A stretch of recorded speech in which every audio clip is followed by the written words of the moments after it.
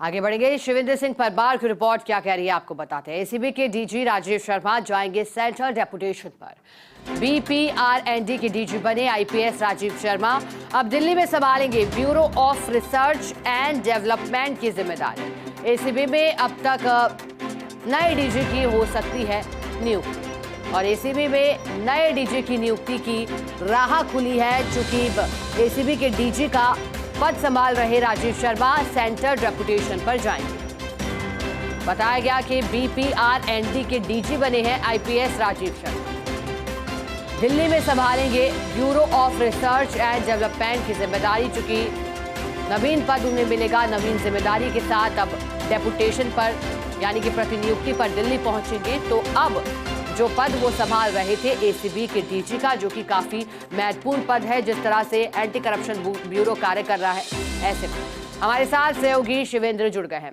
शिवेंद्र, आपकी रिपोर्ट में जानकारी है कि नए डीजी की नियुक्ति की राह खुली है। बताइएगा आखिरकार किस वजह से प्रतिनियुक्ति पर लाए गए हैं और किसे नई जिम्मेदारी सौंपी जा सकती है। देखिए, ये बड़ी खबर है सुबह सुबह सिखा, और वो बड़ी खबर ये है कि अभी जो राजस्थान में एंटी करप्शन ब्यूरो के डीजी है राजीव शर्मा, उनकी नियुक्ति हो गई है सेंट्रल डेपुटेशन के लिए। जो कैबिनेट की अपॉइंटमेंट कमेटी है उसने उनके नाम पर मोहर लगा दी है और राजीव शर्मा अब बीपीआरएनडी यानी कि bureau of research and development के डीजी होंगे। दिल्ली में वो इस जिम्मेदारी को संभालेंगे। इसके आदेश जारी कर दिए हैं भारत सरकार के गृह मंत्रालय ने। इसका मतलब ये है कि जो अभी एसीबी की जिम्मेदारी संभाल रहे हैं राजीव शर्मा, वो दिल्ली जाएंगे सेंट्रल डेपुटेशन पर, और एसीबी में डीजी का जो पद है वो फिलहाल रिक्त हो जाएगा, क्योंकि जब एसीबी के डीजी दिल्ली चले जाएंगे।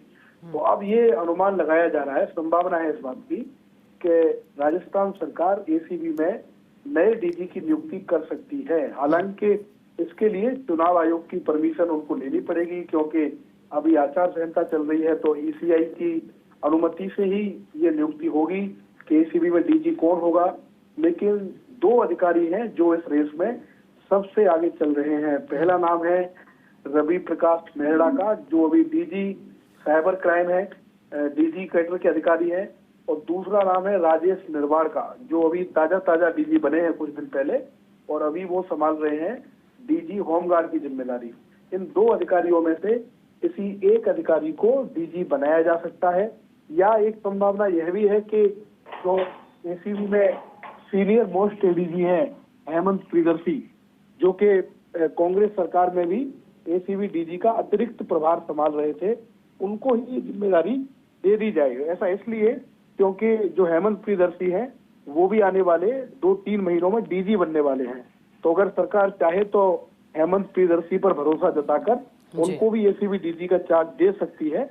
लेकिन एसीबी में बदलाव होगा ये तय है, क्योंकि जो मौजूदा डीजी है राजीव शर्मा, उनकी नियुक्ति हो गई है दिल्ली में और वो सेंट्रल डेपुटेशन पर जा रहे हैं। शिवेंद्र, चूंकि अब तो नए पदभार को संभालेंगे, लेकिन अब समझना चाहेंगे कि एसीबी के डीजी के तौर पर अब तक कैसा कार्यकाल रहा है राजीव शर्मा का, क्या उनकी कमी खलेगी? देखिए, कार्यकाल तो उनका अच्छा रहा है। राजीव शर्मा निर्विवाद अफसर हैं और बहुत ही काबिल आईपीएस अफसर माने जाते हैं। उन्होंने बतौर एडीजी, हालांकि वो पहले भी काफी समय तक डेपुटेशन पर रह चुके हैं, लेकिन जब से उन्होंने राजस्थान में वापसी की, चाहे उन्होंने पुलिस कार्मिक में काम किया हो, चाहे उन्होंने आरपीए में काम किया हो, चाहे उन्होंने लॉ एंड ऑर्डर में काम किया हो, और अब उनका जो कार्यकाल एसीबी का रहा, तो कार्यकाल उनका अच्छा रहा। लेकिन ज्यादा समय तक वो नहीं रुक पाए, क्योंकि मूल्यांकन के लिए कम से कम 6 महीने 1 साल का कार्यकाल होना चाहिए। लेकिन उनका जो एसीबी का कार्यकाल है वो अल्प कार्यकाल रहा सिखा, और इसी बीच उनकी सेंट्रल डेपुटेशन मिल गया उनको, वो बीपीआरएनडी जाएंगे। और उनका जो उनका एम्पेनलमेंट है राजीव शर्मा का, वो काफी पहले हो चुका था, लेकिन बीच में इस तरीके की कोई खबर नहीं आई थी। लेकिन अब कल इस बारे में आदेश जारी कर दिए हैं। हम सबसे पहले खबर ब्रेक कर रहे हैं कि एसीबी के DG Rajiv Sharma central deputation पर दिल्ली जा रहे हैं। ठीक है शिवेंद्र, बहुत शुक्रिया आपका साथ जुड़ने के लिए, जानकारी के लिए।